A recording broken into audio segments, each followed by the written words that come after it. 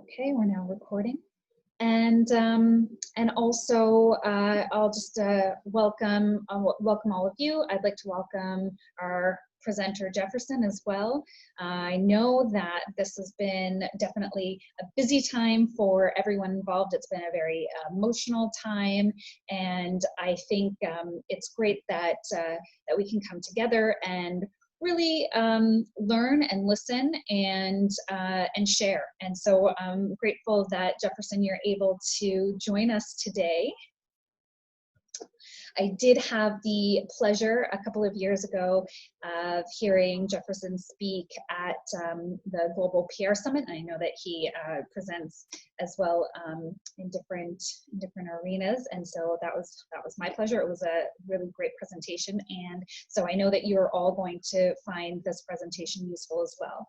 So Jefferson is an accomplished marketing, communications, and change management professional. He has more than 15 years of brand strategy expertise, generating earned and owned media using both traditional and digital channels.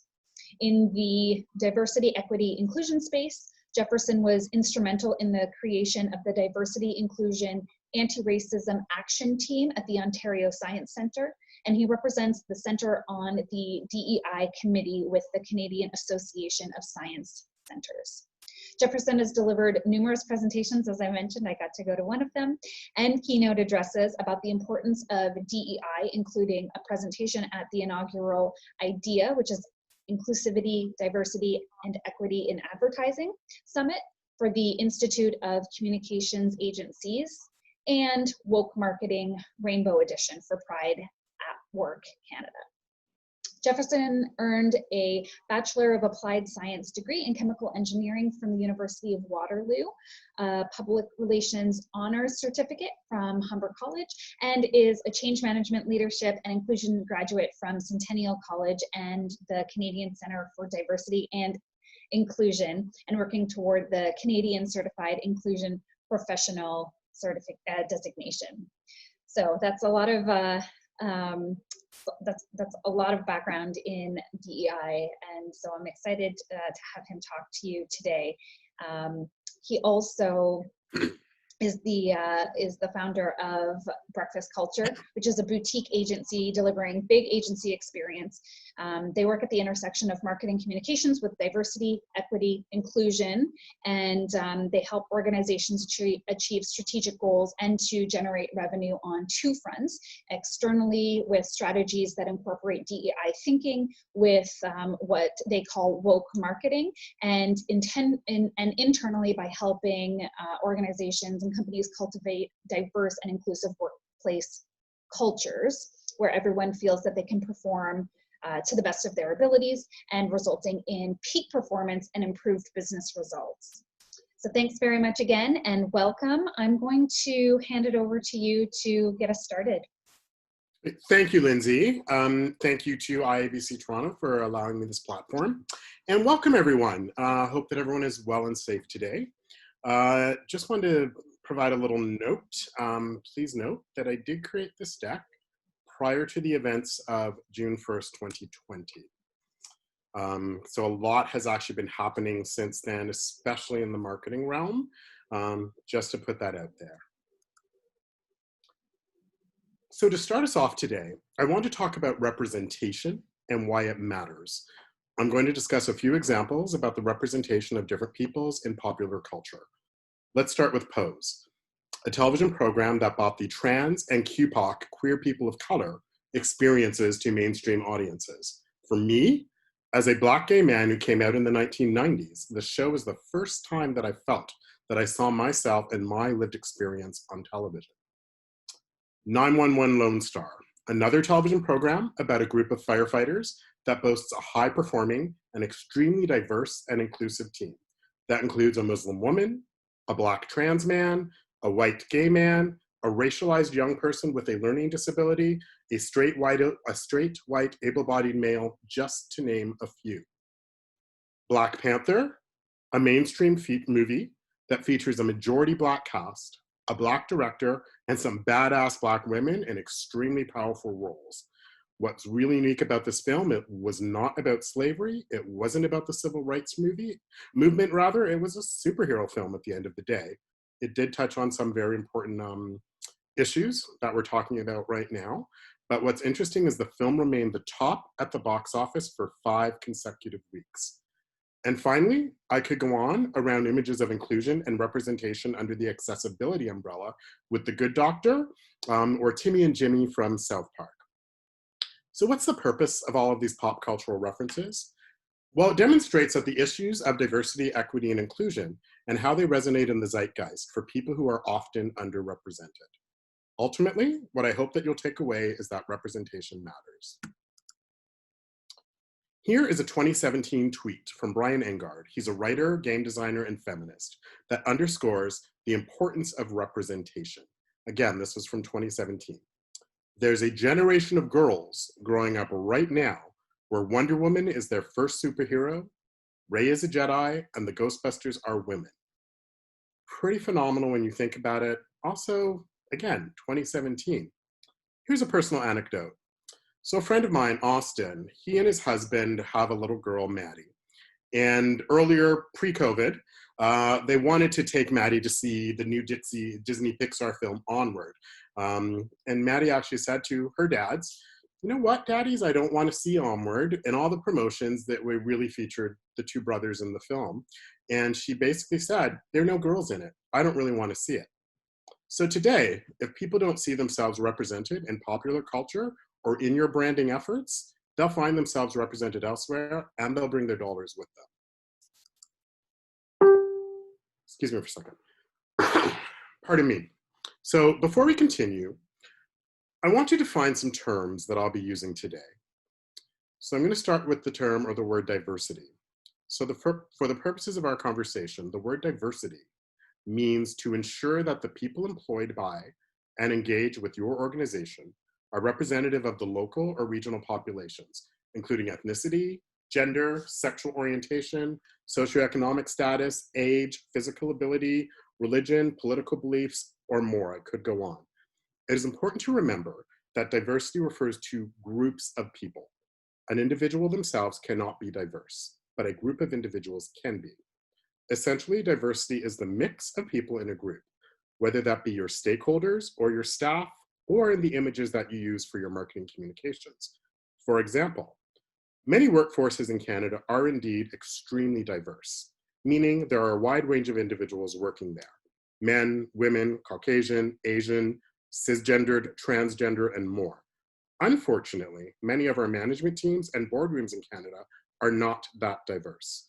This lack of diversity is often repeated in the images portrayed in our marketing and our communications, and are not always reflective of the communities they serve. Inclusion. Inclusion is a sense of belonging, feeling respected, valued for who you are as an individual or group. It is feeling a level of supportive energy and commitment from others so that you can do your best at work. The process of inclusion engages each individual and makes people feel valued. Individuals function at full capacity and feel more valued and included in the organization's mission. This culture shift creates higher performing organizations where motivation and morale soar. Nina Simon, the former executive director of the Santa Cruz Museum of Art and History, suggests that organizations hang invisible welcome or not welcome signs above their doors. Each group of people sees a different sign. For example, a person who is differently abled and may be in a wheelchair may approach the doors of an organization and see a not welcome sign in the stairs that do not include a ramp or an elevator, while an able-bodied person sees a welcome sign. Inclusion is about hanging as many welcome signs as possible and asking ourselves which not welcome signs remain. Equity and accessibility. Equity is not the same thing as equality. I'm hoping you can gather that from the image that I've placed up here. Equity is the quality of being fair and impartial. And accessibility is quite simply the ability to access. For example, I do hope that my subtitles in PowerPoint are helpful for some. It's a built-in feature right in PowerPoint. You can just go and turn it right on. And finally, privilege. Privilege is any unearned benefit or advantage that one receives in society by nature of their identity. Examples of aspects of privilege that can, examples of aspects of identity rather that can afford privilege include ethnicity, religion, gender identity, sexual orientation, age, class or wealth, ability, citizenship status, or more. Simply put, privilege is the other side of oppression, which often makes it harder to see. It is easier to notice the oppression you experience than the privilege you experience, because being mistreated is likely to leave a bigger impression on you than being treated fairly. When you're accustomed to privilege, equity can feel like oppression. There are many different forms of privilege, and recognizing your privilege is important as you begin to navigate this space. For example, I am a Black, gay, able-bodied, cisgender male, and I never thought of myself as having any type of privilege. I want you to think if you believe that you have any privilege. Let's play a game.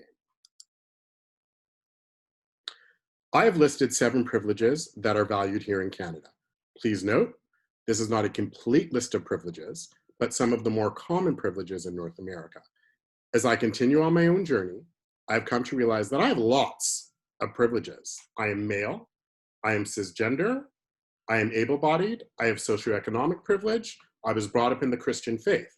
So in this game, as a Black gay male, I would score 5 out of 7. That's a high score. So I want you to go through this list and think, what is your score?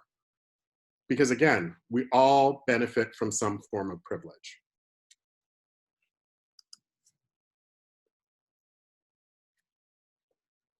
So now, actually, I apologize. I should probably go back to that a little bit and give you a couple of seconds to take a look at that. I do apologize.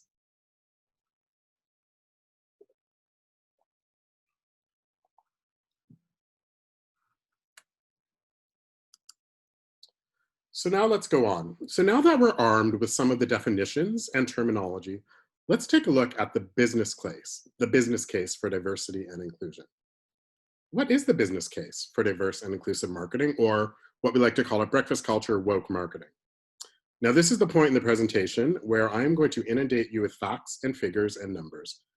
For decades, countless management consultants and industry organizations have published white papers outlining the benefits of diversity and inclusion for business. I'm just going to read a couple of them from this slide right now. McKinsey talks about racial and ethnically diverse companies are 35% more likely to have financial returns above the national industry means. PwC Global states that 85% of CEOs found diversity and inclusion improved the bottom line. Boston Consulting Group stated that more diverse management teams results in 19% higher revenues. Josh Bersin talks about inclusive companies are 1.7 times likely to be market innovator leaders. Inclusive companies had 2.3 times higher cash flow per employees over 3 years. I could go on from Harvard Business Review, Deloitte, there are so many more. This is only a quick little sample of them. So there already is the business case for diversity and inclusion.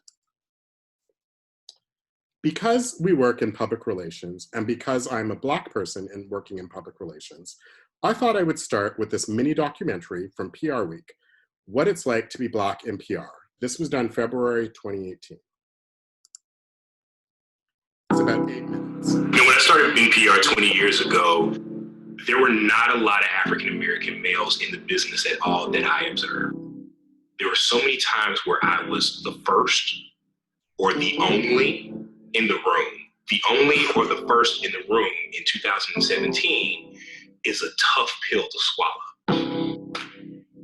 Did not allow this painful disappointment of racial discrimination destroy my dream. I was the first one to open an office in downtown Kansas City. The first woman, I think, in the country to open, African-American woman to open an office.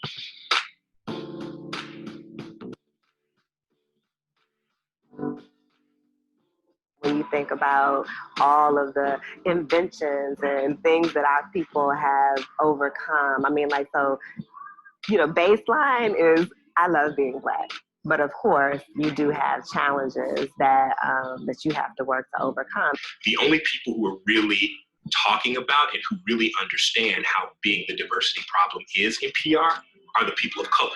This industry is a very cookie cutter industry. My intern class is a very much Tory Burch shoes, long shot bag intern class. And if you are Latino or African American and you can fit in that manner, great. But if you can't, then you're the outsider, and most people of color often are. PR in general, we get paid to think. If people have a low expectation for you or of you, they automatically don't see you as being able to solve or fix their problems.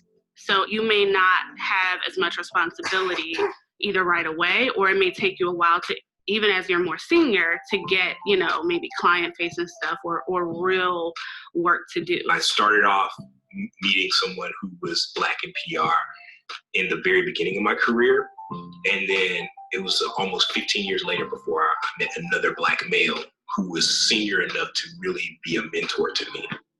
And not much has changed in the business. If you go, for instance, to a large agency and the most senior person of color is the D&I person or the diversity person, that's a good clue that that organization has a diversity problem. There were times you would work on a project for months and months, and when the client finally came in, you thought you would at least get to meet them or be a part of the meeting, but they may take someone else who didn't even work on a project who looked a little different. Maybe there's some bias with the client. You just never know what it was, but as a Black woman, you kind of made a mental note like, okay, interesting.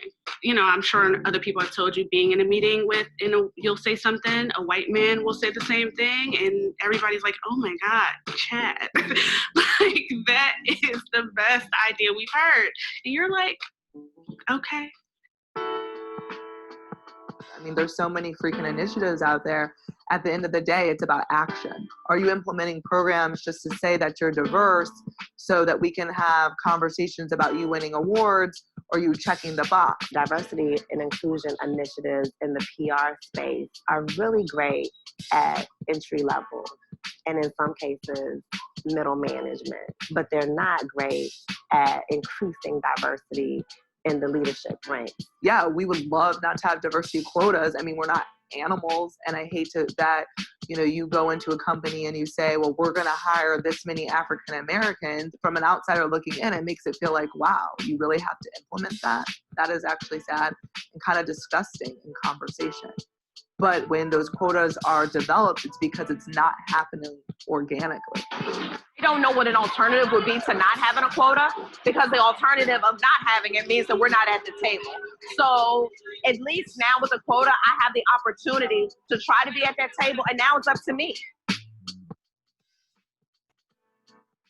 There's a major difference in your experience as a person of color in PR at a PR firm or an agency versus your experience on the corporate side. So much of how you get hired and promoted on the agency side is highly subjective, and it goes completely unchecked.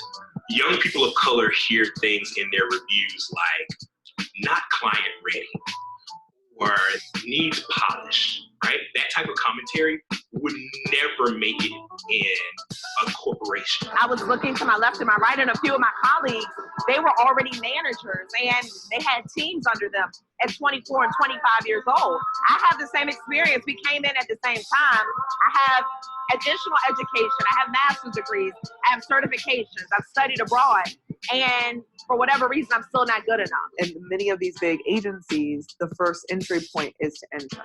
And oftentimes they pay very, very low wages. So if you are a person who doesn't come from, higher socioeconomic means or status, then your path to progressing in the internship pool and in that sort of environment is going to be limited. Until agencies are holding their people managers accountable for diversity, you're never going to get that issue solved.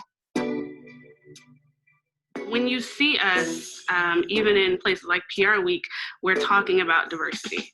So you never really hear us talk about the work.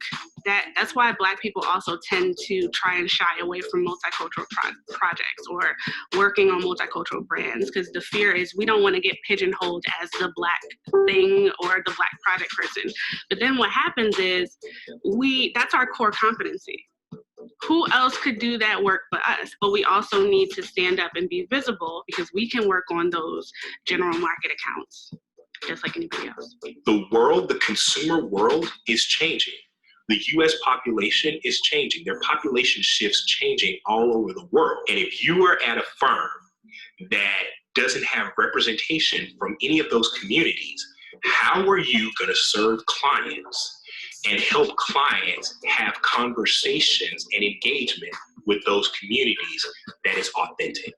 Change will happen when Black folks on the corporate side say to their agencies, until your team that's going to service my account is reflective of my company's culture, is reflective of our consumer base, you're not going to get our business. Diversity and inclusion in PR is never going to happen on the agency side based on the warm, fuzzy, right thing to do. It's incumbent upon those of us who've had some modicum of success in the field to make sure that we're reaching back and engaging young professionals. I hope that people start to give minorities a chance. I know so many people of color in particular in this industry that could absolutely do the next job and do it really, really well if given a chance.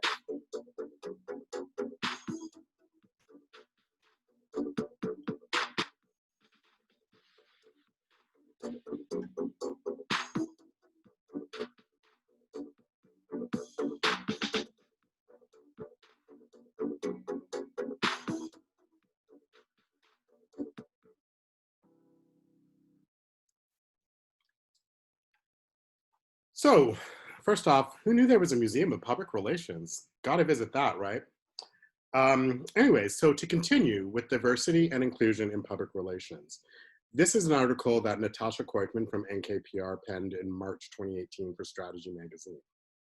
Women make up 70% of the global PR industry, yet they only hold 30% of the top C-level positions at PR agencies. Only 2 of the 10 largest agencies worldwide have women running their North American operations. I do believe this number has increased. That stat's coming a little bit later. The average salary for a woman in PR is typically $20,000 less compared to her male counterpart. And Koikman continues on with some steps to start for both women, as well as BIPOC peoples in some cases, to help. So number 1, create more mentor and sponsorship programs. While mentoring is a good thing, being sponsored by someone is even more effective in helping to achieve higher positions, pay, and promotion. Commit to more gender diversity on boards. In a 2016 study by Catalyst Canada, it was found that only 21.6% of people on the boards of Financial Post 500 companies were women. Catalyst also found that companies with more female representation in senior and board positions enjoy a higher return on equity, sales, and invested capital, and fewer crises and governance issues. Invite men to join the conversation. Encouraging as many voices as possible is the only way to ensure we create solutions that work for all. And remove institutional gender bias. I think it's imperative so we can explore ways for men, women, and people of all gender identities to work together productively, acknowledging and respecting each other's differences and diverse contributions. My story. So my diversity and inclusion in PR journey started more than 10 years ago. Now that said, my experience with racism likely started at birth, but my earliest memory was from grade 2. And that is my grade 2 self. Hello, 7-year-old Jefferson. So, just gonna say, so when I was in grade 2, I was too young to walk home on my own from my public school. And so my mother had hired, my mother and another mother in the neighborhood. I had a friend, Denise. We were both Black. Our parents had hired an older child to walk us home. And because we were in grade 2, we finished school, elementary school, a little earlier than the grade 6 kids, the bigger kids did. So we would just play in the playground and wait for, our walk our walker to walk us home, if you will, just because we were too little. And I remember playing in the playground. A bigger kid came over with a bag of something big, sharp. I'm not sure what was in the bag, but all I remember is he'd hit me across the side of the head, called me an F word, N word. It was the first time I'd heard either of those words. And I mean, to this day, I don't know if you can see it in the screen, but I have a tiny little scar here. I needed to have stitches on the side of my face. I was in tears. This was my first sort of overt racism experience. And this was also the first time I had one of many talks with my parents about racism. At age 7, I had no clue what racism was, didn't understand. I was just, why did he hit me? Was what I remember going through. But what I also remember most, and what stuck with me aside from, you know, the physical scars, the mental scars, the emotional scars, was the look on my parents' face, with the fact, understanding that they can't always be there to protect me from, frankly, the world outside. So I share this story because as a person of color, as a Black person, I have experienced racism and discrimination all my life. That example is very overt. And I believe it was Malcolm Gladwell who said that it takes 10,000 hours to become an expert. Often when BIPOC peoples, Black, Indigenous, and people of color, bring up issues of discrimination in the workplace, the default question is, how do you know? Well, believe me, we know. So in my career search, grown up Jefferson, in my career search for new senior level opportunities, I was doing a number of informational interviews with PR agency CEOs and client-side department heads. For me, the tide turned a few years ago when I met with Lisa Kimmel at Edelman. At that point, diversity and inclusion was on my radar, especially around PR. Again, I find whenever I would bring up this issue, the shields would often go up for most people and the conversation would immediately break down. So my strategy was, I won't bring it up unless they bring it up, and then I'll walk through the door. Well, Lisa Kimmel brought it up. She brought up the issue of diversity and inclusion and informed me that for her, she looked to people who look like her, so other women, for mentorship and sponsorship. And I remember walking out of her office, the corner of Avenue and Bloor, and I thought, wow, that was a great idea. How come I never thought of that? I mean, it just felt so simple. And that's when I broke down, because I realized, oh, I could not think of anyone who looked like me in a senior role in PR in this city or even in this country. Yes, there are many women and people of color, Black and Indigenous as well, who are heads of their own boutique agencies, but I don't see us in the larger agencies.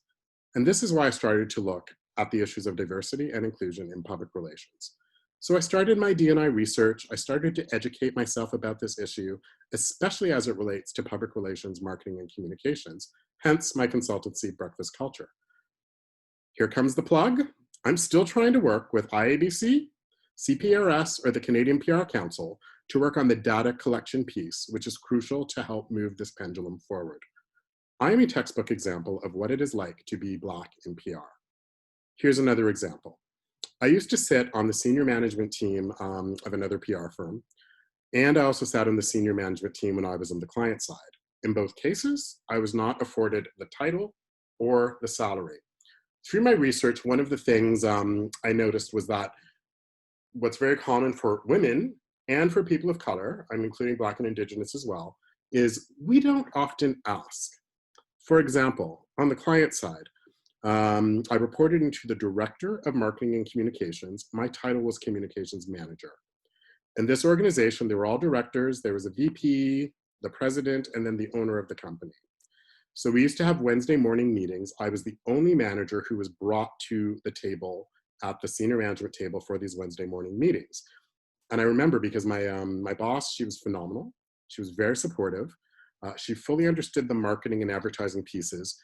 On the communication side, she really understood what success looked like, but her challenge was she didn't know how to get there. So she didn't understand that strategy piece in terms of getting to success. So that's why she would bring me to the table. And again, I was the only manager at that table. And I went to her and I said, look, I'm the only manager at this senior management table. Bump me up to the director level. I asked if I could be bumped up to that director level, get the salary that went with it. And her response was, maybe we could look in 2 years at maybe senior communications manager or so. So again, I continued on my journey. I started to educate myself, and I graduated with an honors leadership and change management certificate from Centennial College and the Canadian Centre for Diversity and Inclusion. I'm currently working towards my Canadian Certified Inclusion Professional designation. And I'm a really big believer in what's known as Diversity and Inclusion 3.0, with the human equity and the diversity, equity, inclusion continuum. If you want to learn a little bit more about that, I will be doing another webinar in September from an internal communications and HR perspective on September 22nd. Oh, and finally, let's take a look at this infographic here, the problem woman of color in the workplace. So the Center for Communication Organizations put this workflow together. It frankly underscores a lot of my experiences in organizations. I've spoken about it with a number of my colleagues, especially women of color, who look at it and they say that is exactly what happened to me. I'm hoping you have a chance to look at it while I was talking. And I'll just leave it up here for a few seconds before I move on to the next slide.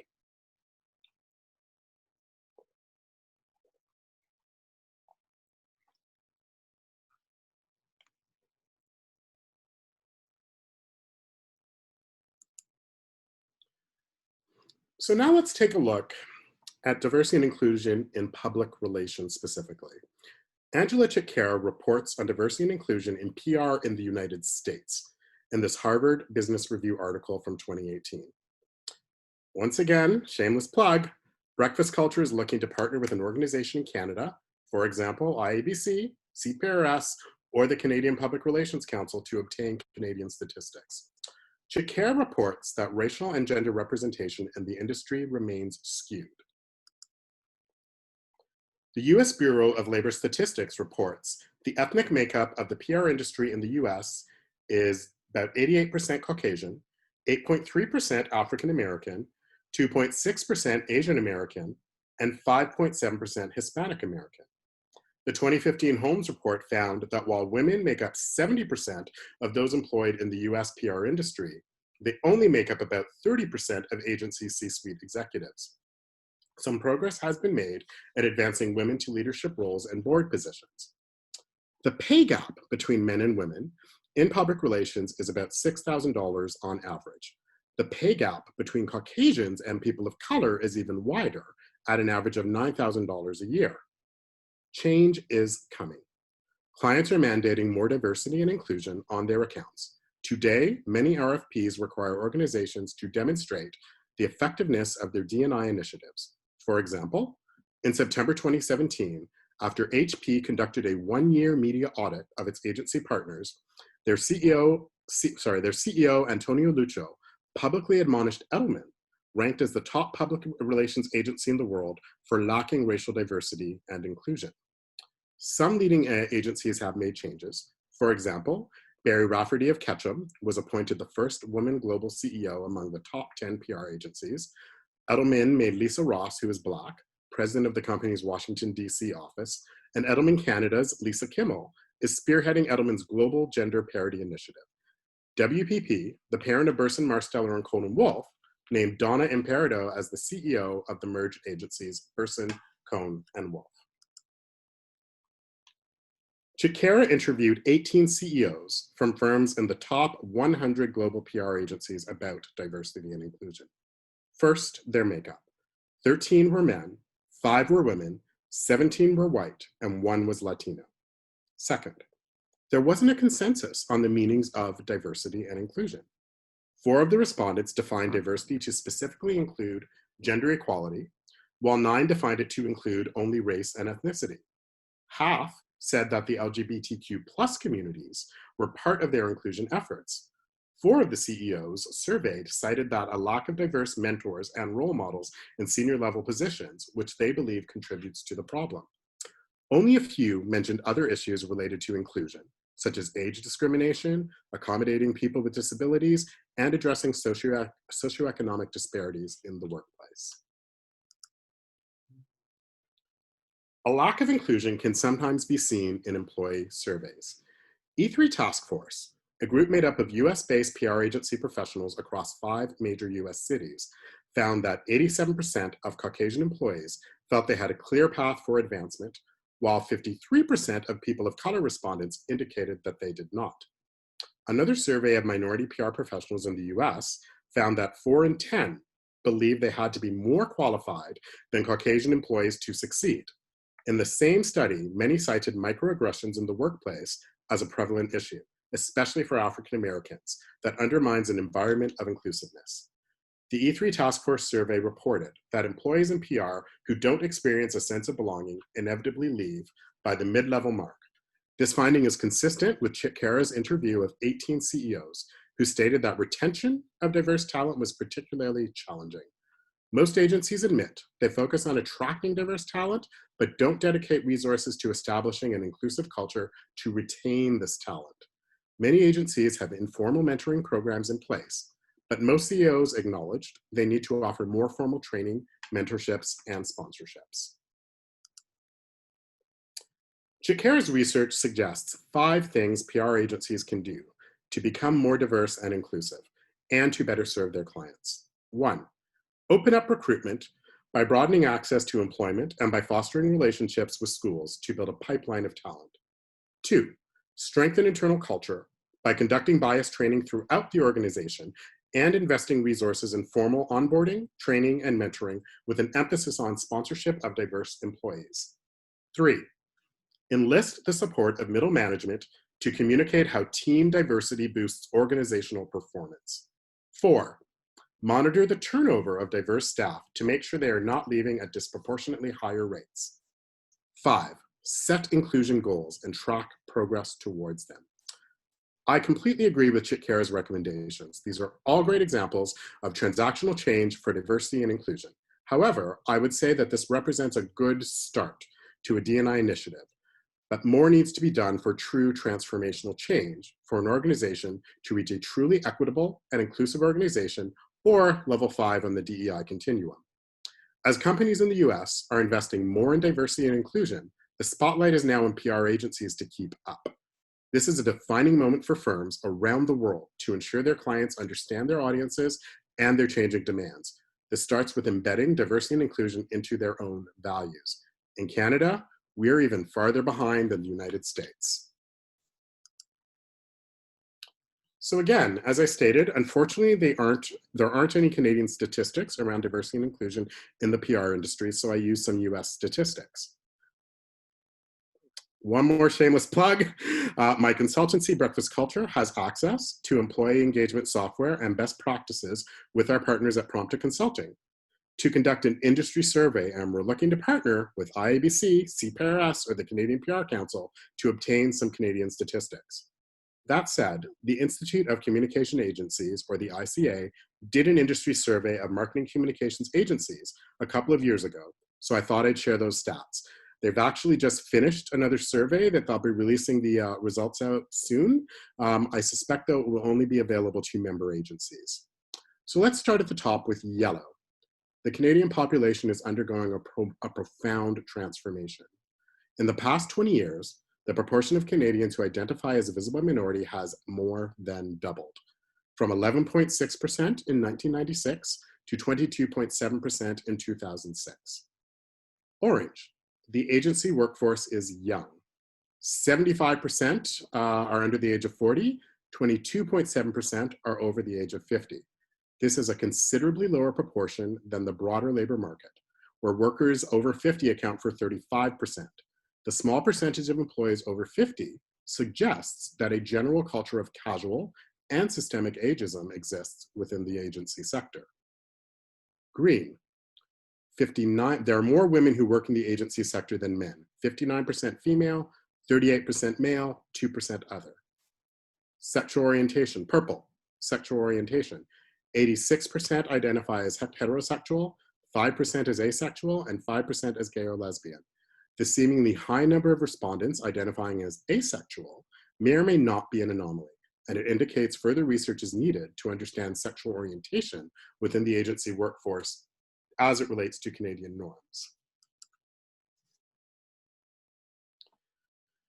Continuing along, Issues of multicultural Canada. 22% of respondents were born outside of Canada. 52.5% are of Western European descent.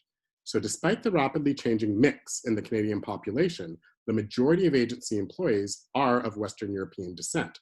And this may explain why only 17% identify their ethnic or cultural origin as Canadian, while 32% do so in the Statistics Canada data.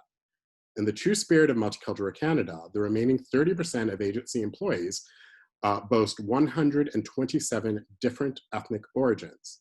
Now, as I talked earlier about the relationship with your internal employees matching the actual makeup of the area that they serve, looking at this data in the green, agencies in Ontario on the left, or sorry, in the middle column there, on the right, Statistics Canada information for the City of Toronto. So when we take a look here under Caucasian, the City of Toronto boasts about 48% of Caucasians for the City of Toronto, yet over indexes at 74% when you look at the makeup of agencies for the province of Ontario. Those numbers do not correlate, they actually under index when you look at Chinese, Black, Filipino, South Asian, West Asian. Interesting, they actually over-index are actually almost the same when you look at Indigenous, which I thought that was quite interesting. So again, I talk about, does your workforce represent the communities they serve? This data from the ICA, again, looking at all agencies, marketing, communications, PR, et cetera, advertising, et cetera, really does over-index on the Caucasian front, but under-indexes when you look at BIPOC peoples. Continuing with the ICA data, sexual harassment in the workplace, yellow. 17% of respondents believe sexual harassment exists in the workplace. 28% don't know if sexual harassment exists. Comments from respondents, predominantly female, indicated a general belief that the Me Too and Time's Up advertising movements are having a positive impact on sexual harassment and bullying. Orange. 31% of respondents believe that gender bias exists. Overall, people indicated that it is changing for the better. The most frequent comments related to the continued lack of representation of women in senior leadership roles, which is somewhat borne out by this data. And finally, green. When asked if an agency's compensation, recognition, and rewards are free from bias, almost 54% disagreed or strongly disagreed or remained neutral on this question. This question generated the most comments in the survey, with many feeling who you know matters, especially in terms of recognition and bonuses. This again speaks to that whole component of bias in the workplace, as we were learning also in what it's like to be Black in PR. So D&I, diversity and inclusion during COVID. We're all sitting here in this Zoom meeting, physical distancing and masks, video calls, virtual events. There are new definitions for essential workers. Canadian unemployment reaches 13%. The majority of people are working from home. Seniors are unnecessarily dying from COVID. COVID is affecting the ACB communities, that's African, Caribbean, and Black, and women disproportionately. Asians and Africans are being harassed because of COVID, and so much more. One of my diversity and inclusion colleagues in LA, Arthur Chan, received this in his inbox on LinkedIn regarding many of his posts about diversity, equity, and inclusion. Right now, literally thousands of people are dying every day. Thousands of jobs are lost every day, and the biggest thing you care about is diversity and inclusion. Get some sense of priority. I love Arthur's response. DEI should always be a priority. Racism, sexism, homo and transphobia, ableism, classism do not stop because of coronavirus. Arthur goes on to express how the pandemic actually amplifies structural inequalities in education, employment, healthcare, and access to resources. If you think it's inappropriate to talk about all of these issues during COVID-19, you likely didn't, don't, and won't think that these issues are relevant to you or that they need to be addressed. COVID-19 has impacted the globe, how we work, live, and play. I agree with Arthur's response that diversity, equity, and inclusion should always be a priority. In fact, COVID-19 has shone a huge spotlight on the inequalities of our, quote, fair and equitable system, with many essential workers voicing concerns that they are simply expendable versus essential.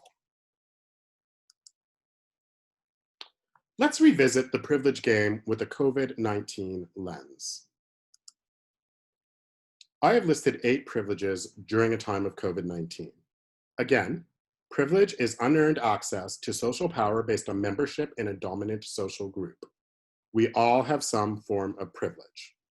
In this case, the 8 privileges I've listed are: I am safely employed in my home, I have shelter, I have people who can hug me, I can afford groceries, I feel safe in isolation, I have access to healthcare, people don't fear me when I wear my mask, people don't blame my race for COVID-19.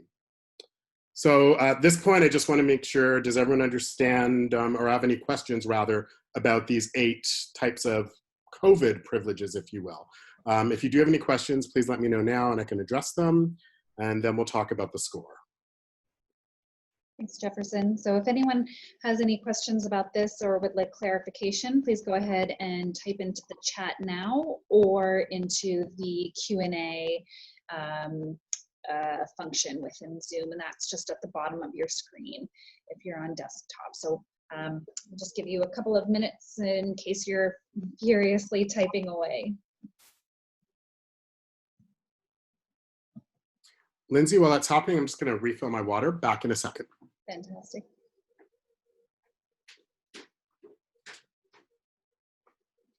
Okay. So it doesn't look like there are any questions coming in on chat or Q&A. So it looks like we're all clear on these definitions. So no questions, Jefferson. So go ahead.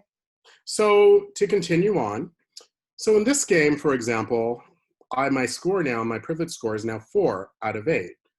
I'd like you to consider what your score is.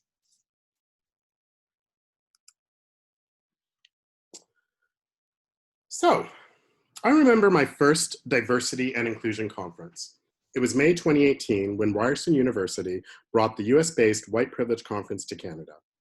The conference was established more than 20 years ago by Eddie Moore Jr. WPC's mission is to provide a challenging, collaborative, and comprehensive experience. WPC strives to empower and equip individuals to work for equity and justice through self and social transformation. I learned a tremendous amount at this 3-day event. One session intrigued me, especially given my experience at my current employer. It was called Organizational Change and Institutional Racism by Kojo Damte. Part of the description read, organizational change models are retaining traction in universities, school boards, municipal government, and other sectors. This workshop explores whether organizational change principles can be used to address colonial and oppressive institutions to address issues of equity, diversity, and inclusion. I remember sitting in this session and chatting with my fellow attendees. We all had worked in organizations where we had experienced systemic racism, and we all had our pens all poised to take down the wisdom from the facilitator. We wanted to know, what's the secret sauce? Well, we got our answer, and it wasn't what we expected. Kojo informed us that the best place to begin organizational change for systemic issues of racism, sexism, homophobia, and more was by Indigenous ways of knowing. Well, we just scratched our heads. Kojo smiled and informed us that we can't use the same thinking that fostered systems of oppression, be they race, gender, sexual orientation, and more. We have to change our thinking to change the system. It was very Mr. Miyagi from The Karate Kid. Kojo elaborated and discussed Indigenous ways of knowing, and not just from the Indigenous peoples of Turtle Island, also known as North America, but from the Indigenous peoples of South America, Africa, Australia, and more. In other words, non-colonial thinking. So that's it. That's the secret sauce, Indigenous ways of knowing from multiple cultures and experiences prior to colonialism. So I'm going to take this a little bit further by introducing a concept model with a focus on engineering objects, my engineering background. The majority of organizations use Western ways of knowing, which are often tied to very colonial ways of thinking. If we want true transformational change versus transactional change, we can't use the same thinking that fostered our current systems. We have to change our thinking to change the system. As business communicators, we're all familiar with transactional versus transformational leadership styles. The same holds true for the diversity, equity, and inclusion space. If an organization desires transformational change, we have to use transformational thinking. We have to think differently. Ultimately, what I hope you take away from all of this is it's not so much about the what we do, but about the how we do it. I'm going to pause here so you can take in this information on the slide a little bit.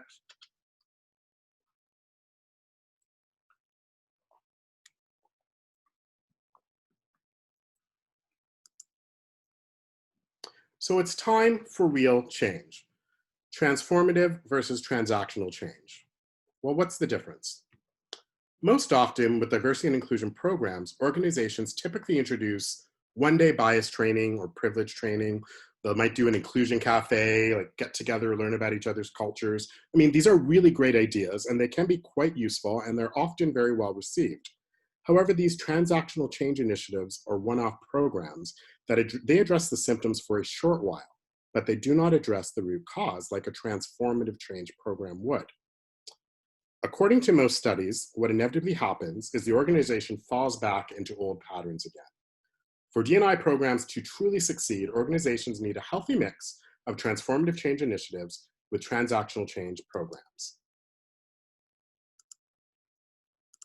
There we go. Transactional change initiatives are easy. They do have a cost in terms of either money, resources, and time, and often involve one-day programs, so the organization says, okay, we've ticked our diversity and inclusion box, let's move on.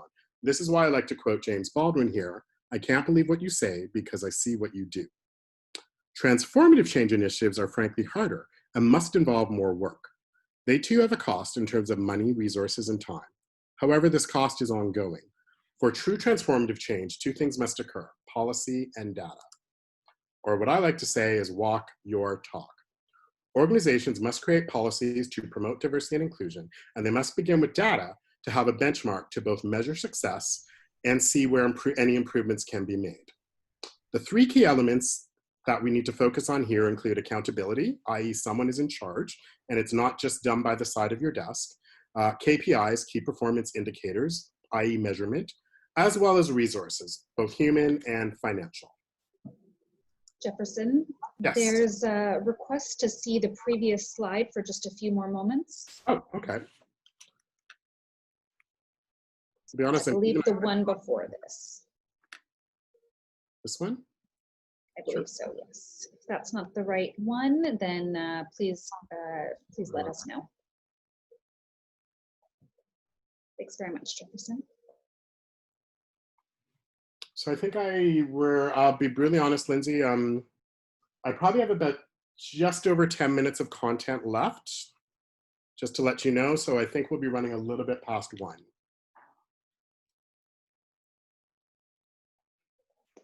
Can I move on? Okay, yep, no, that's no problem. We've got everyone here until 1:30 to incorporate some questions, and so we can take some of that for the presentation.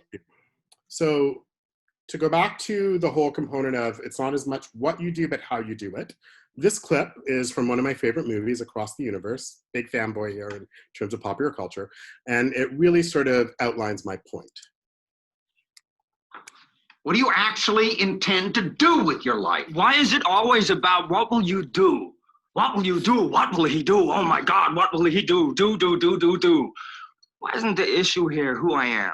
Because, Maxwell, what you do defines who you are. No, Uncle Teddy, who you are defines what you do. Right, Jude? Surely it's not what you do, but it's the way that you do it.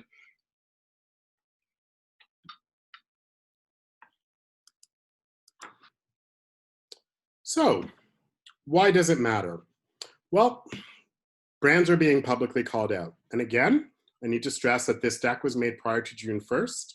So a lot of these examples, we're seeing a lot more examples of brands being called out. So as I'm sure you're all aware, many brands have received a backlash and a marked decrease in profits due to insensitivities around diversity, inclusion, and representation. I'm sure we're all familiar with Starbucks and most recently, Starbucks, the Cleveland Indians, H&M, Burger King, Dove, and more. Most recently, Volkswagen and a kitchen appliance maker, Kent Systems, made controversial headlines and had to pull their ads. The first for racism and the latter for sexism and classism. Why does it matter? Because brands are profiting from more inclusive campaigns. Aside from it's just the right thing and the human thing to do, and in some cases not without their own controversies, brands are still profiting from more inclusive campaigns. We're all familiar with Nike, and some may recall the Cheerios ad with two dads and their racialized daughter. McLean's shone a spotlight on gender inequality, and Gillette doubled down on its toxic masculinity stance with a transgender man's first shave featuring Toronto artist Samson Brown. Again, why does it matter? Brands are profiting from more inclusive campaigns. Target received a tremendous amount of good publicity when the mother of a little boy in a wheelchair shared his excitement to see himself with local news outlets. And then Crayola's new Colors of the World crayons. Here's another little personal anecdote. I remember years ago, it was probably around same time when I was in grade 2, I suspect, coloring was my jam. Used to love coloring. I was very artsy and crafty. And Crayola had a huge marketing campaign around there coming out with a flesh tone crayon. I just thought, this is great. I can finally color myself. And I was so excited. And I remember it was such a big marketing campaign. You could only get it in that big 64 pack. Remember the one with the sharpener in the back? And in my family, at least, it was a pricey item. So it was like Christmas or my birthday. So that's the one thing I wanted for my birthday. And I remember asking for that. Talk about a lunch bag letdown and another lesson of racism. So I saw the flesh toned crayon. It was more peach toned than anything else. And I realized that, oh, this wasn't my flesh tone. Again, another lesson of racism. So I'm so happy to see that Crayola has introduced their new Colors of the World crayons. So inclusive communications not only addresses injustices, but it can also spark policy, legislative change, and create brand new lines of business, increased revenues. We're going to take a look at 3 inspiring campaigns that turn diversity and inclusion on their head. First, Go Back to Africa, a Cannes Lion 2019 winner. This was created by FCB6 in Toronto. My friend Andrea Cook is their global president. In the 400 years since enslaved Africans were first brought to America, we've been told to go back. Quote, they should get back on a ship and go back to Africa. That we don't belong. We should go back to Africa where you belong. Go back to Africa! Told by elected officials. Told more than once every 3 minutes online. But what if we could tell a different story about what it means to go back to Africa? This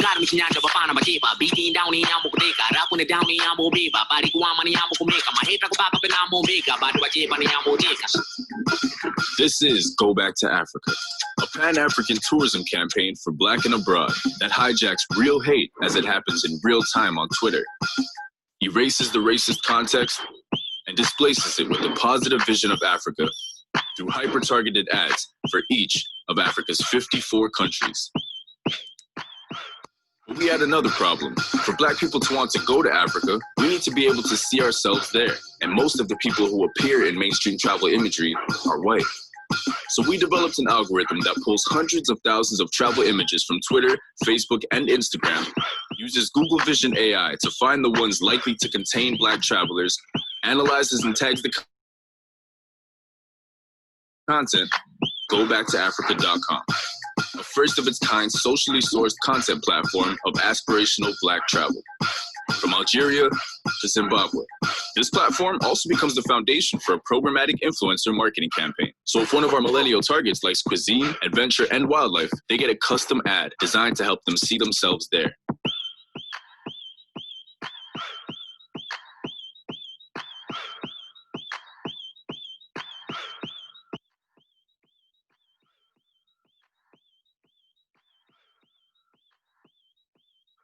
We can't just erase 400 years of hate, but we can take back what it means to go back to Africa.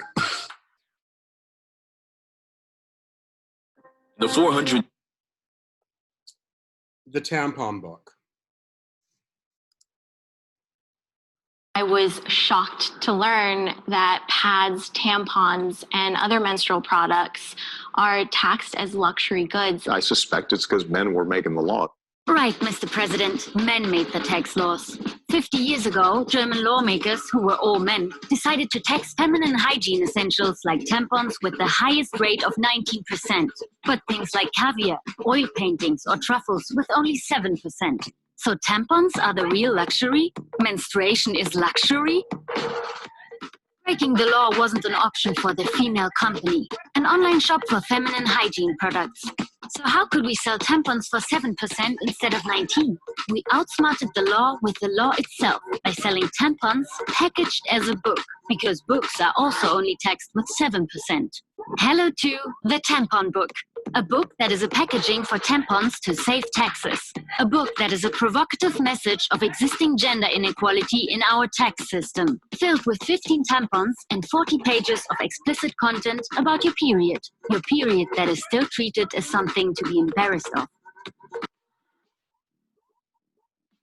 The book sold out within a day, the second edition within a week. The unfair tax system on the agenda of influencers and media. 1.650 € Steuern zahlt jede Frau in ihrem Leben nur für Tampons. Germany's largest TV networks started to put pressure on the German Ministry of Finance. The message became a political message, too political for Facebook, which temporarily banned the content. Leading female politicians and members of the German parliament started sharing the Tampon Book. The petition on change.org got more than 150,000 signatures. And now, the German Committee on Legal Affairs must officially debate the tampon tax. I was shocked. And the last one. Hi, I'm Eldel, 32 years old. Although I have cerebral palsy, I do everything I can to conduct myself like everyone else.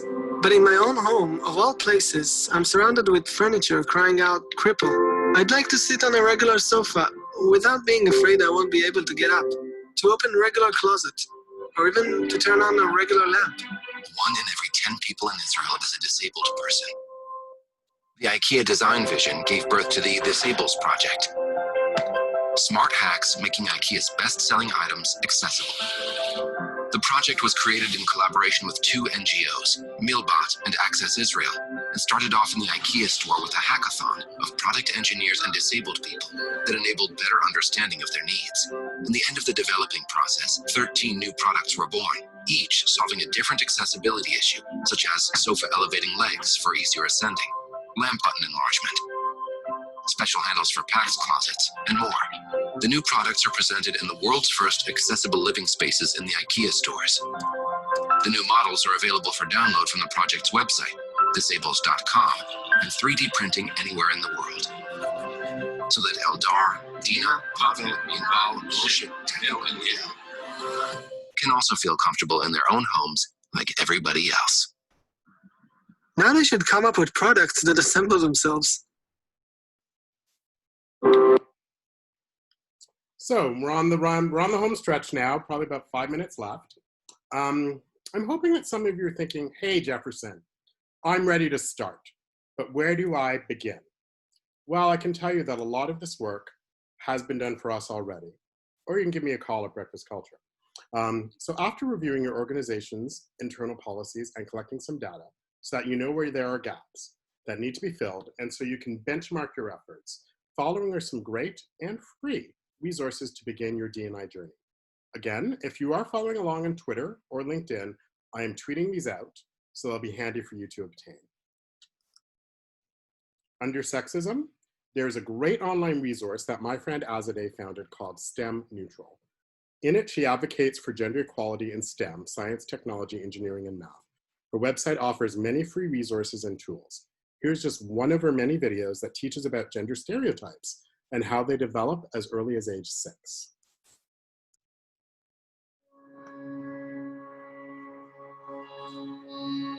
Here's a little story about when gender stereotypes are internalized. You might find it hard to believe, but as early as age 6, children are influenced by and even begin to endorse gender stereotypes. How do we know this? A scientific study was carried out to look at when children learn stereotypes that associate high-level intellectual ability with men more than with women. Here's how they did it. Children were told a story about a really, really smart person. Then they were asked, guess which of these 4 people might be the person in the story. No hints. At age 5, boys and girls equally self-identify as really, really smart. At age 6, things change. 6-year-old girls are less likely to believe that members of their gender are really, really smart. Also at age 6, girls begin to avoid activities said to be for children who are really, really smart. This study suggests that gendered notions of intelligence are acquired early and have an immediate effect on children's interests.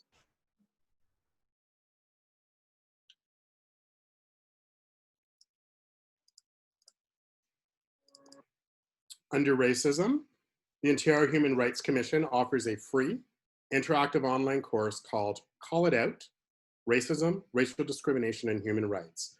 It's a 30-minute interactive e-course that offers a foundation for learning about race, racial discrimination, and human rights protection under Ontario's Human Rights Code. Microaggressions. I'm just going to play this video versus getting into the talk around it. Just a quick little warning, there is an expletive in this video. Kind of makes sense though. For people who still don't think that microaggressions are a problem. Oh, you're so well spoken. Just imagine, instead of being a stupid comment, a microaggression is a mosquito bite. Ugh, it's a compliment. Mosquito bites and our itch are one of nature's most annoying features. But if you're only bitten every once in a while. No, where are you really from? Cleveland. Sure, it's annoying, but it's not that big a deal. The problem is that some people get bitten by mosquitoes a lot more than other people. I mean, a lot more.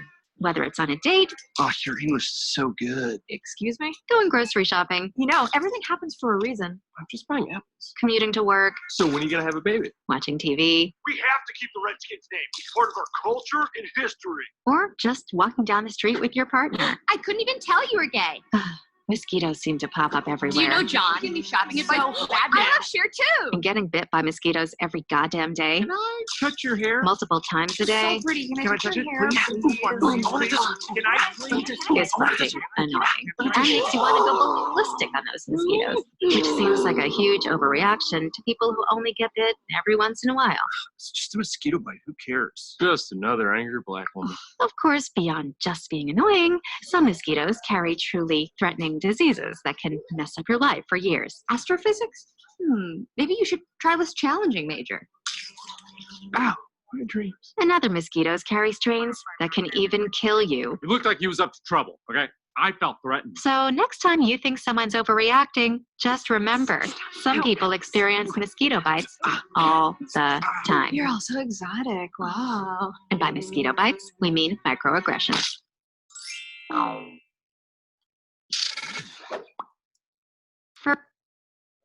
And then finally, the Public Relations Society of America actually offers a diversity and inclusion plan. You can take a look at that on their website. Thank you very much. Any questions?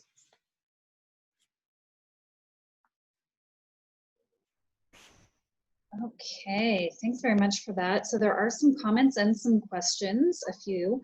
So the first comment was regarding the COVID privilege checklist. So someone said, this is interesting. I'm of Chinese descent. I would check everything except the last one. I've been reflecting since the anti-racism riots that I do not have privilege, though I came to Canada as a child, a refugee of war. I have been able to fit in, but I also don't see a lot of people who look like me in senior positions. That was a comment. I don't know if you want to, if that was to share to the group, or Jefferson, if you wanted to respond to that. Definitely a comment. Frankly, that's not uncommon to hear amongst a lot of BIPOC peoples, is we often don't see people who look like us. In senior positions, you're often the only person in the room. Those are very typical comments I hear from a lot of my colleagues, my friends, frankly, whenever we talk about, and I mean, and across many different industries, whenever we talk about these issues, that's very common, so I'm not surprised. So we're also seeing a lot of thank you for the presentation, but I did see also another, thanks for sharing your story, and thanks for the presentation. And then someone also says that they personally weren't happy to see the new Crayola colors. They thought, why are you getting good PR and credit for this? It should have been done years ago. It's 2020 and I've been waiting for this innovation for 45 years. Agreed. I mean, it's interesting. I mean, so to your point, I mean, I'm personally happy to see it. I think it's a step forward myself, but I also agree, why is it a thing now? I think we all know why. One of the other areas I was actually looking into, which I still need to do a bit more research on, is that whole Band-Aid. I was taking a look at the Band-Aids, for example, but through my research, I also recognized there were a number of companies that have actually come out well before Johnson & Johnson and have Band-Aids in varying skin tones. So it was sort of the big company coming out with it now and getting the publicity around it. Meanwhile, there are at least 3 or 4 different companies, I think they're US based, but again, still doing the research on that front. A lot of this was created prior to June 1st.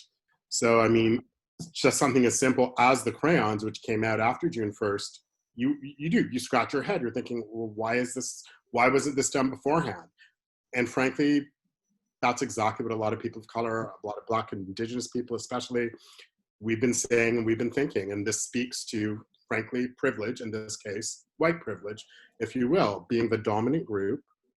That's sort of the default for everything. I mean, there's another piece that I'm working on in terms of the default. Here's an excellent example. I was actually impressed with Zoom. There's whole reactions you can put in. Let's see if I can find it here. I don't see it on mine from a screen sharing, but I think when you're a participant, you can put up a reaction of like a thumbs up or a clap. The default is a lighter skin tone. Okay, I'm actually impressed though that you can change the skin tone to match your own in Zoom. So I thought, wow, that's impressive. There are a lot of technological products where they'll have like thumbs up or clapping or, you know, prayer or what have you. And the default is usually not my skin tone typically. I'm impressed when I can change that default. There are many times where you cannot change that default.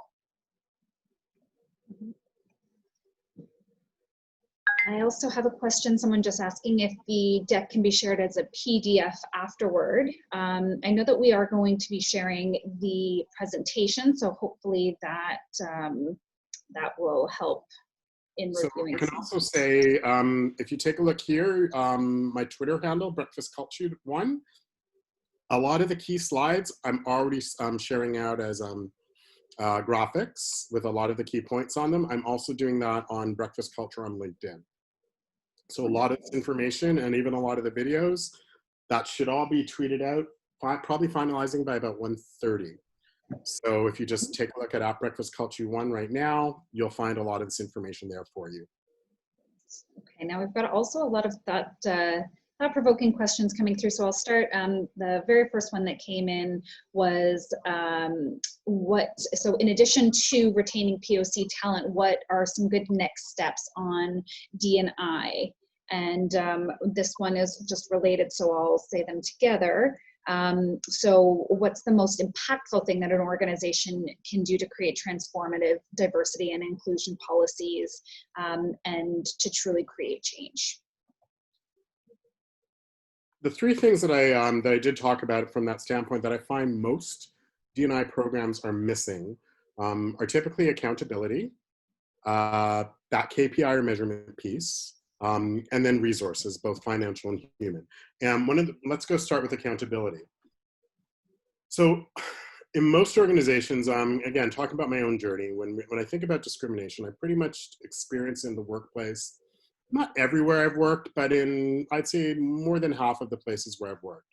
My typical strategy has always been, let my work speak for itself. And I know I've been in organizations where, frankly, my manager's manager, they've been racist. I'm just going to come out and say it, and I know.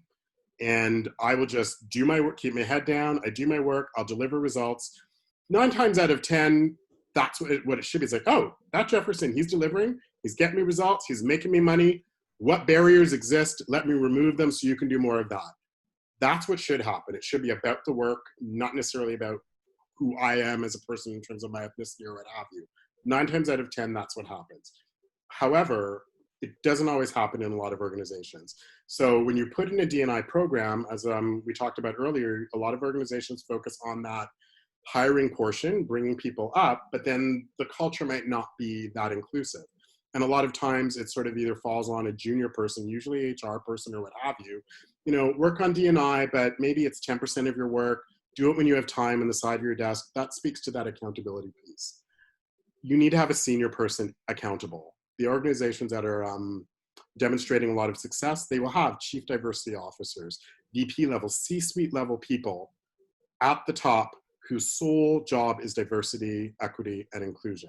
And that's what I'm talking about from that accountability piece. It's not, I'm just going to do this at the side of my desk when I have time. Oh, COVID's here, can't focus on it now, need to focus on, it needs to be embedded in the DNA all the time. So that's number 1. Number 2, I speak to that data collection piece. Look at those policies, look at the data. We're business people. We work with data-based decisions all the time. The same holds true for D&I. So incorporate that in your employee engagement survey so you have that benchmark. You can take a look and see, oh, how do the women feel in my organization? How do the people of color feel in my organization? How do the LGBTQ+ people feel in my organization, et cetera? And tie that from a key performance indicator standpoint, set goals, SMART goals for that. Number 2. Number 3, there's an investment that's going to be needed. Financial, not huge, but financial and human resources. So from the standpoint from a successful D&I program, those are the 3 components that you really need. If you can't do that or don't have that, that's where breakfast culture does come in. And then there was another question, it's related. I'm not sure if you want to add anything to your answer, but it's how can an organization to hold itself accountable publicly in regard to diversity and inclusion without seeming performative, especially right now, we're still trying to find ways to address this internally. So that sort of speaks a little bit, which is why I talk about breakfast culture as marketing communications intersecting with diversity, equity, and inclusion. In my woke marketing seminars, one thing that I teach people, which speaks a bit to this, I talk about woke marketing and the 3 B's of woke marketing. Number 1 being authentic. So does your brand, does your organization, does it resonate with these different audiences? Are you present in the ACB communities, African, Caribbean, and Black? Are you present in the LGBTQ+ communities? Are you present when it comes around to women's issues or what have you? Like, does your product resonate with those audiences, those stakeholders, number 1. So being authentic to your brand is the first step. The second B of woke marketing is being present. So a lot of companies, Pride Month we're in Pride Month now, a great example. Even Juneteenth on Friday, I've come up with that in a second. So Pride Month, does your company just slap on a rainbow and say, hey, we're slapping on a rainbow, we're selling things to the LGBTQ+ communities. Okay, Pride Month's over, let's go back to normal, or let's go back to our usual marketing. You know what? I'm gay the other 11 months out of the year as well. Are you talking to me on December 1st, World AIDS Day, for example? Are you talking to me around trans issues? Are you talking to me around QPOC, queer people of color issues? Are you talking to me all the time, or are you just talking to me during Black History Month, during Women's Heritage Month, during Asian Heritage Month? Pick a month or a holiday here. Are you present all the time? And finally, number 3, as PR people, we need to be prepared. Regardless of how well-intentioned you are, you will receive a backlash, period. I'm going to talk about Nike as that example there. As I'm sure we're all aware, we all remember people cutting out their Nike logos, burning their Nike products. Nike's sales, not only Nike's sales shot up during that whole Colin Kaepernick campaign, their stock price increased as well. The point of that story being Nike understood that a lot of their stakeholders, a lot of their consumers were from the African, Caribbean, and Black communities. And they recognized that Colin Kaepernick's cause resonated with a lot of their customers. So they supported. And what was interesting is a lot of their customers then, even though there was a backlash and they were prepared for that, a lot of their customers and stakeholders supported them. So that's the be prepared part. If you can answer yes to 1 and 2, being authentic and being present, then being prepared, your stakeholders will support you. Yes, there will be a backlash, but your stakeholders will still support you. Thank you. I also have someone says, love this presentation. I'm a Black Canadian and I really identify with the Black in PR video. What would you suggest to do when someone repeats your ideas in a meeting? So that's happened so many times to me as well. So I go back to when I was talking about my story in terms of when we as Black peoples in particular, I'm going to speak Black right now, when we as Black peoples in particular bring these issues up, for the most part, I find we don't bring them up lightly. Being extremely personal and authentic with you right now, I know for me, I remember the first time it happened in an organization, I thought, okay. And I took note of that and I thought, you know, we always give people the benefit of the doubt. So a lot of times what ends up happening is maybe they just didn't hear you, maybe they're having a bad day. Let's give them the benefit of the doubt. Couple weeks later, exact same person, similar type of scenario. I wasn't heard. My white colleague said literally what I said. Was called a brilliant idea of the whole, but I thought, that has happened a second time now with this same person. I still, let's, see what happens. It happened 4 times. There is now a clear pattern. Me as a Black employee, I frankly documented it. Now, depending upon yourself and how comfortable you are, there are a number of ways of approaching it. There might be, and again, this speaks to D&I policies. If there is a, what's the word I'm looking for here, a policy or a process in your organization to say, confront and have a discussion with the person who's making these sort of, these comments or what have you, or not listening to you, follow that process. My personal philosophy has always been, you don't know what you don't know. I always give people the benefit of the doubt, or I try to. And I usually say, hey, let's go for a coffee. And sometimes I find in most cases, we'll go for a coffee. Through the discussion, sometimes it might come out that that person's having a bad day and their mind wasn't really focused on the meeting, wasn't really focused this, they were looking elsewhere. Yeah, it's still an excuse, but then I'll bring up the issue with them, myself personally, and they're like, oh, I wasn't aware of that. I'm really sorry or what have you, and I'll give them that benefit of the doubt. If the offense continues, I then escalate it up a little further. But again, I hear what you're thinking, and I'm sure you're thinking, so it falls on us, again, as Black peoples, to basically educate. And you're right, frankly, you're right. That's one approach that I typically use. In this case, I was hoping it would work for me, but then when it happened another time, that's when I escalated it and made it more official. And I went to my manager and I went to her manager as well. Thank you for sharing that. Next question is, can you talk a bit more about the Indigenous way and how we could apply that in our work? So in terms of Indigenous ways of knowing, and again, I don't just mean here on Turtle Island or North America, if you will. That is one area. I mean, I'm still myself learning more about Indigenous processes. One of my associates, he is a straight, white, able-bodied male. I call him an ally. I very much call him an ally because he is frankly doing the work. And he's actually been teaching me a lot from that perspective. I actually am in the market looking for another associate who identifies as Indigenous to help out breakfast culture if anyone knows anyone. But one of the examples he was talking about in terms of what he's learning right now, so he's studying Ojibwe. And part of his lessons, he's learning about sort of structures and the way they make decisions, or the way, from a decision-making standpoint. And one thing that he has informed me, because I wouldn't say I'm an expert in terms of Indigenous ways of knowing, I'm still learning that myself. And again, it's a journey for all of us. We are all on our own journeys. Typically, and again, please don't quote me on this, I'm definitely oversimplifying it, and I'm definitely using a very broad brush, but it's my understanding from what he was saying that typically things tend to be a little bit more circular, if you will. Whereas in Western or more European thinking, it tends to be more pyramid or hierarchical. So that might be, that's an example that I'm talking about. So he was saying, for example, that when elders are making a decision that will say, look, 3, 4, 5 generations ahead, they actually take the youth, the children, put them in a circle, like put them in the center of the circle. They're explaining the decision they're making and give that generation, because they're making a decision that when they die, it's actually going to affect these children when they're older, when they're adults. So they look to them in terms of, here's the decision we're making. Here's what we're thinking. Do you have questions? And explain it in a way that's understandable and allow the people who will be affected by this decision to make the changes, or sorry, to make comments and to ask questions.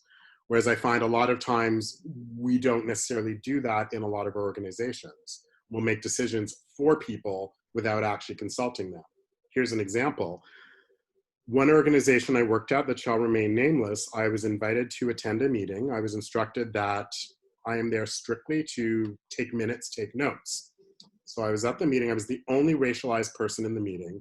About 12 other people, all happened to be Caucasian, of the dominant group, if you will. And the discussion was, how do we attract more visible minorities to our organization? And here I am thinking, well, wait a minute, maybe have more people of color in this meeting, and me being the only person of color at that meeting and instructed not to participate. So, I mean, there's a great example. And I remember thinking, is this lost in this meeting of the minds that, you know, you want to attract more people of color, more racialized people, but you don't have racialized people in this meeting? Very similar as we learned with the tampon book, with men making laws about women versus let's talk to women. Hope that helps. Thank you. So you mentioned that DEC was created before June 1st. Considering everything that's happened since then, what would you have included in this presentation that wouldn't take hours to break down / discuss? By the way, I am a Black woman. That was a quote. That was not me. No, I got that. Okay. There's a lot going on right now. It's kind of coming fast and furious.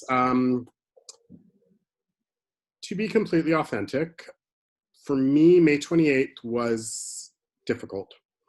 I was not in a good place. I suspect a lot of Black people, most definitely, Indigenous and other people of color, were not in a good place. I was just not in a good place. I mean, on the years that I've been in this earth, constantly fighting for my right to exist just as a Black person when I was from being a child. And then when I realized that I was attracted to men, people of the same sex, when I hit my sort of young adult years, I realized that, oh, now I'm fighting again for the right to exist as a gay person. And I was exhausted of constantly having to justify my existence as a human being, as a Black man, as a gay man.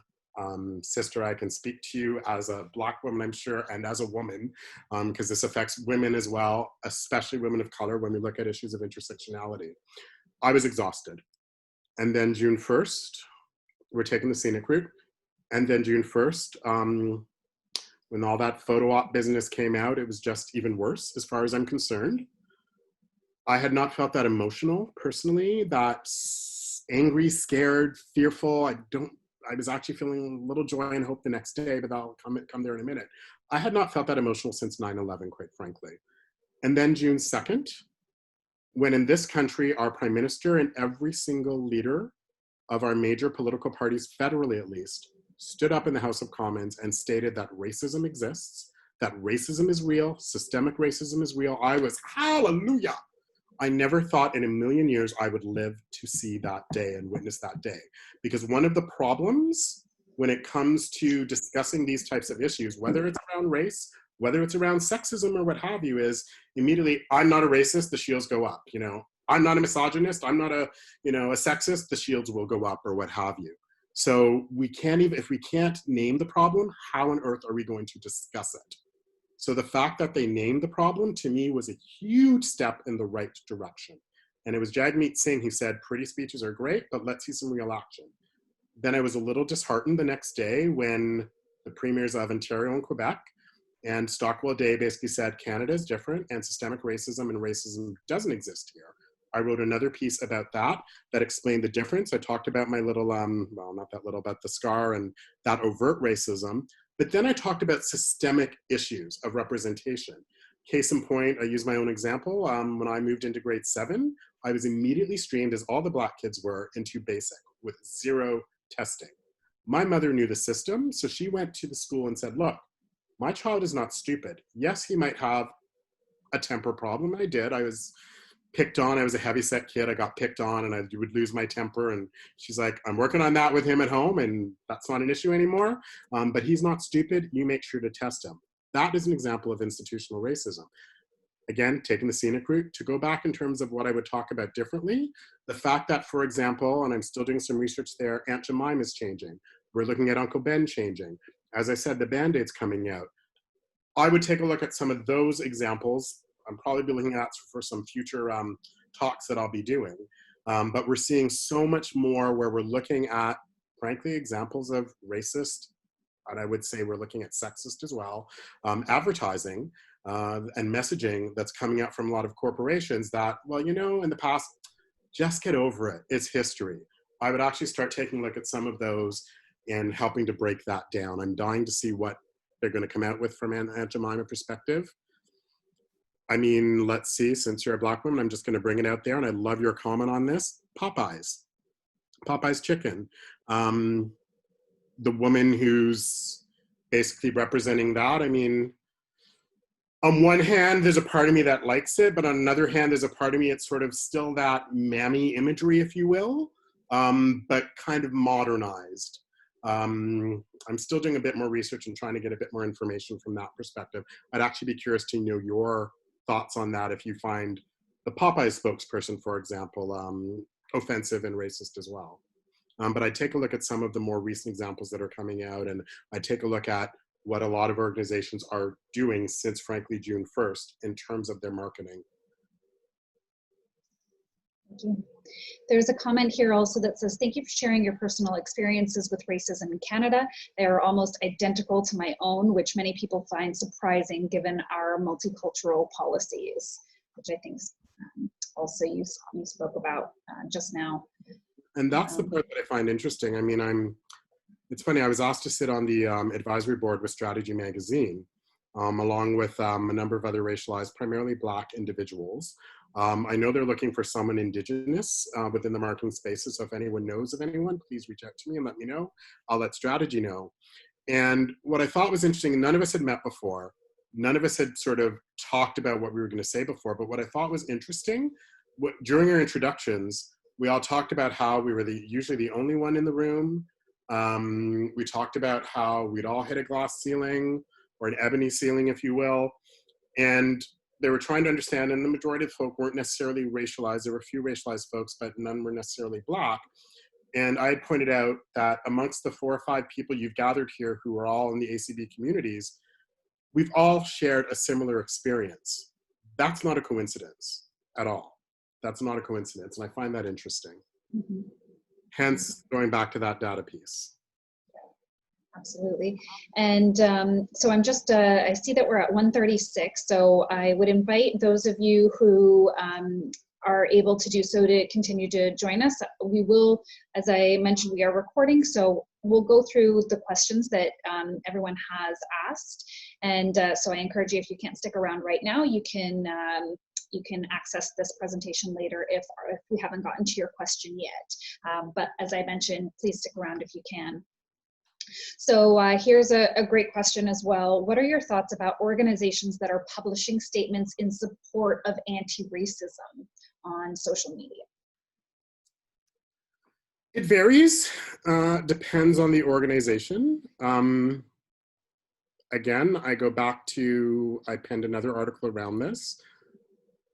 I love James Baldwin, been reading him most of my life. My favorite James Baldwin quote, as I talked about in this presentation, I can't believe what you say because I see what you do. I'm going to use, I'm sure you're all familiar with the, he's American. I'm sure you're all familiar with the Amy Cooper, and I believe it was Chris Cooper incident in New York City. And the first sentence in Amy Cooper's apology was, I am not racist. I'm not a racist. And again, I look to James Baldwin, I can't believe what you say because I see what you do. So in terms of these organizations, frankly, talk is cheap. And I always say, walk your talk. I'm loving the sentiment from that perspective. However, let me see what you're doing. Back it up with, facts, not so much facts, sorry, back it up with actions. What are you doing specifically? Here's an interesting point. What I'm seeing a lot of, and I go back to Nike, I mean, I thought it was a great campaign, and I still think it was an impressive campaign. However, a lot of people are frankly calling out Nike in terms of their senior management teams, which is still quite homogenous. And also, and this is where I look to women, quite frankly, a lot of times, I mean, women aren't many times, I don't need to tell a lot of people in this seminar that women aren't even included. I mean, there might be one or two, which is great, but considering women make up half the percent, 50% of our population, more than, I think it's 52, shouldn't it be equal in theory? Yeah. Thank you. Next question is, in terms of showing diversity in marketing materials, how do you ensure that showing diverse people in photos doesn't come off as tokenism? So, number one, from a tokenism standpoint, and this speaks more internal than external, a colleague of mine, Dr. Andrew B. Campbell, he does this type of work from an educational perspective. He also speaks to Black, Indigenous, and people of color. And believe me, he was doing a lot of his Spoonful for the Journey sessions with a lot of Black people in particular, because I'd say the end of May to probably the middle of June was a rough time for a lot of us, and it still is for a lot of us. And he talks about tokenism in terms of there has to be a first. And he's right. And so many times there has to be a first. But here's the difference, or here's the crux of that. It's great to be the first, but make sure you're bringing up people with you. And to go back to tokenism from a marketing perspective or a functional perspective, I speak again about the 3 B's of woke marketing. Be authentic about it. So from a tokenism standpoint, if it makes sense for your brand and you're just being inclusive about it, there's so many brands that are doing this. Knixwear is a great example, a Canadian brand. My friend Joanna Griffiths runs that. They're being extremely inclusive in their marketing, not only from a racialized perspective, but from a female perspective in terms of different body shapes, sizes. One of the campaigns that they did, I think it was about a year ago, talked about postpartum. And it showed pictures, and it was funny because when the CEO, Joanne, had her first child, and she was dealing with, she very publicly talked about how she was dealing with postpartum depression and whatnot, and what women's bodies look like after they give birth. And she did, she sparked a, a photography tour that showed pictures of different types of women, all different shapes, shades, sizes, etc., and what they look like after birth in Knixwear undergarments. So from that perspective, they're being authentic right from the start. So in terms of that tokenism piece, if it speaks to your brand and it speaks to your audience, just be authentic to that brand. Try to just inject it in, naturally into your brand. And part of that speaks to having people around the table who look like the audiences you serve, look like the market you're trying to serve. Canada and Canadians, we always talk about how diverse we are. And many people say inclusive, but a lot of times that stops at a certain level in your organizations. Who's sitting around that decision-making table? So it's just about being authentic to your brand from a tokenism standpoint. And if you're, again, going back to woke marketing, if you're being present all the time, not just Black History Month, not just Pride Month, etc., your stakeholders will support you. I think this is a really great related question as well. Do you have any advice for agencies looking to actively diversify their recruitment process, such as name blinding resumes or moving beyond the traditional PR schools, which tend to skew more so to Caucasian applicants?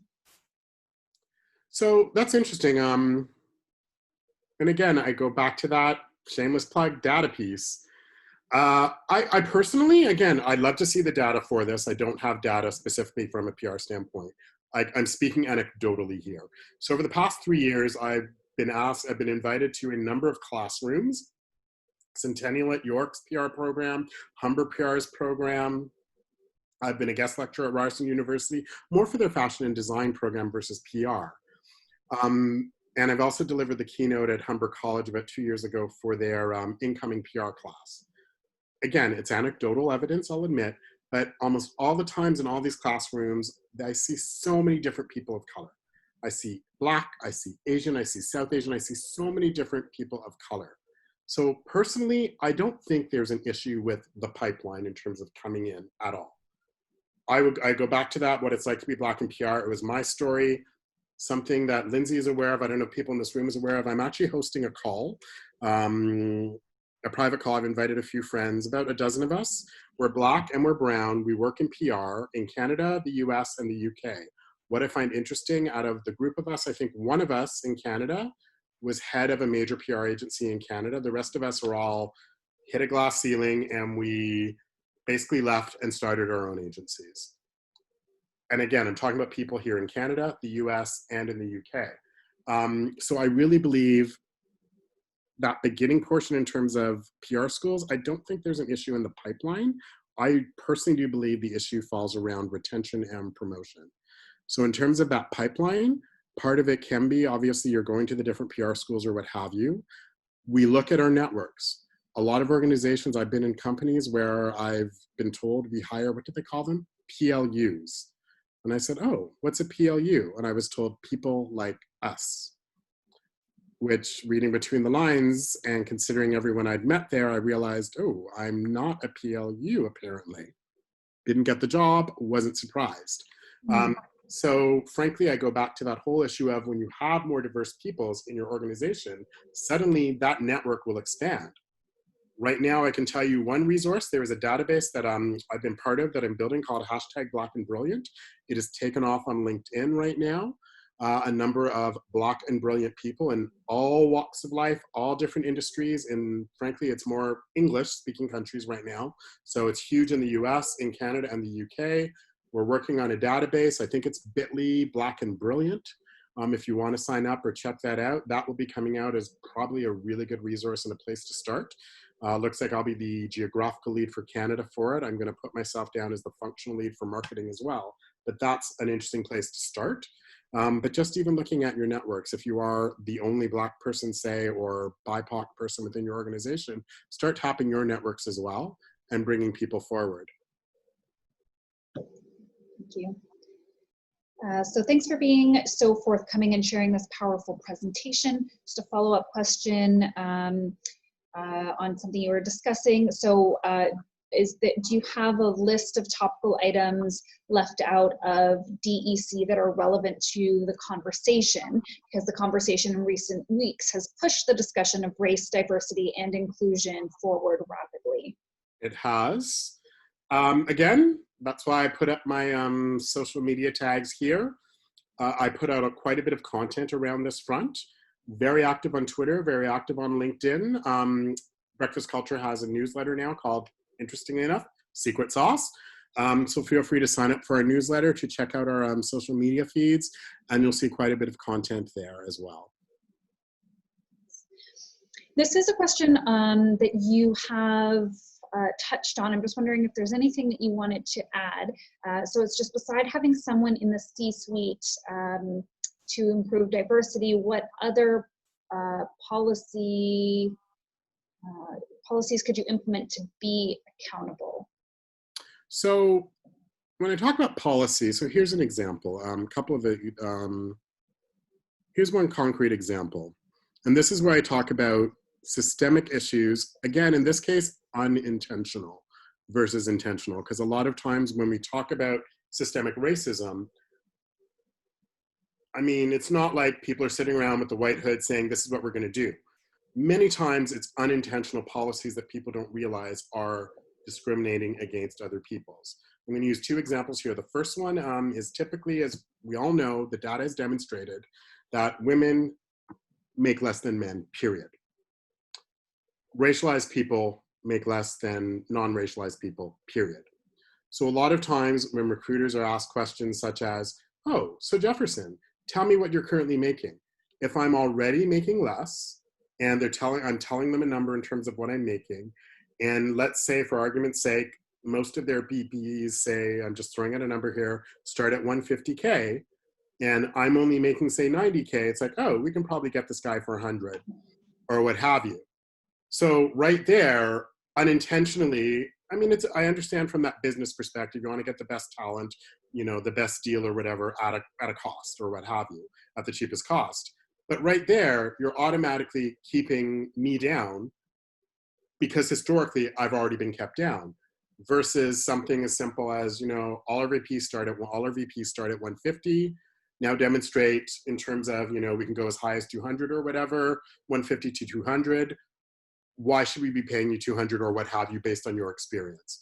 So that's one example of an unintentional policy, shall we say, that serves to keep people down and keep them in that same place. An example from an intersectionality perspective, there is an organization in the United States, this speaks to women of color.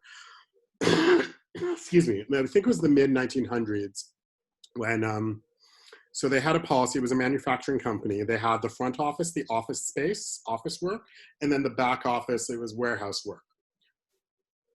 During Jim Crow times, so the policy in the front office was white people were only allowed to work in the front office, period. And that included white women. So because again, during that time, as I'm sure we're aware, women, white, women of color, etc., were still not, well, today women still aren't equal, weren't equal. So that was one policy that prevented, it was the states, I'm just gonna talk about Black in this case, Black people from working in the front office. What was interesting is in the back office, they typically only hired men because there was a lot of lifting and heavy lifting. And in this case, because they wouldn't necessarily be client facing, Black men were permitted to work there, but women weren't working there. So here's what's interesting is unintentionally, or maybe intentionally, but women of color, Black women, could not work at that organization, period. Because they were Black, so they weren't permitted to work in the front office. They were women, so they weren't permitted to work in the Black office, so they couldn't work there at all. So that's another example of systemic issues in terms of, it's a very drastic example actually of systemic issues where policies may unintentionally be keeping people out or keeping people away. Actually one more example, more recent one, this actually did happen. Not gonna mention the agency or the person. Someone might know it when I talk about the example, but I know there was 3 women, Black woman, an Asian woman, and a white woman. My friend was the Black woman who worked on a creative account for an alcohol client. It was all their experience, all of their ideas, and the whole bit. They put together an incredible deck, and the agency won the business. The only question the new client had, and again, it speaks to some of the code that we hear, and I quote, we love everything, but we're just concerned about the experience of the team that you put together. I.e., you know, they're all women of color, we're a bunch of guys. So they swapped out all the women and put in 3 straight white guys. And here's what's interesting, and I go back to that whole, looking at Angela Chikara's article of exit interviews. Why are people leaving? And my friend who left, she's a Black woman, she actually went, she got a new job elsewhere on the brand side. And she basically went to the president of the agency and said, look, I know you don't do exit interviews here, but you need to know why I'm leaving, and told him why. We put this together, it was my team, we were 3 women, capable women, 2 women of color as well as part of that team, and you as a company did not support us. And I get it, I understand from that business standpoint, the client is, you know, the client gets what the client wants. I understand that. But that's, again, speaks to D&I processes and speaks to D&I policies. What would have been interesting to see is if, you know, they supported them and maybe made a statement, something along the lines of, you know, this is your team. This is why the team is here. They did have the experience. They had all of this here. You know, we support them. We understand why they're here. This is why they're part of this team, because it was their ideas. It was their insight. They're fully and capable of doing this work. And often that doesn't happen because, well, we're winning the business. It speaks down to the money. Okay, I think that's all of our questions. And it looks like there haven't been any others that have come through. So I'll just at this point say thanks so much for sharing your experience, your insights, your perspective, and for encouraging such a great, I mean, as engaging as we can be with typing and talking. I feel like we've had some great discussions, and it's just the surface. Everyone is still wondering about, oh, well, not still, but continuously wondering about resources. There were a lot of questions around that. So I certainly would say again. So I did share some there. Again, follow Breakfast Culture. We're constantly posting resources and tips, tricks, etc. Or let's set up a meeting, and as we like to say, let's break some eggs. Yeah, great, perfect. Yeah, so exactly. Follow Breakfast Culture and connect with Jefferson to get more information, or to maybe get a little bit of help in reviewing some of your policies or strategy with your organizations. So with that, I will let you all get back to your day, and hopefully this is just kind of a piece of what you all will bring to your organizations and to your colleagues. So thanks again, Jefferson. Thank you. Thank you for having me, Lindsay and IABC. Of course. Have a great day, everybody. Bye.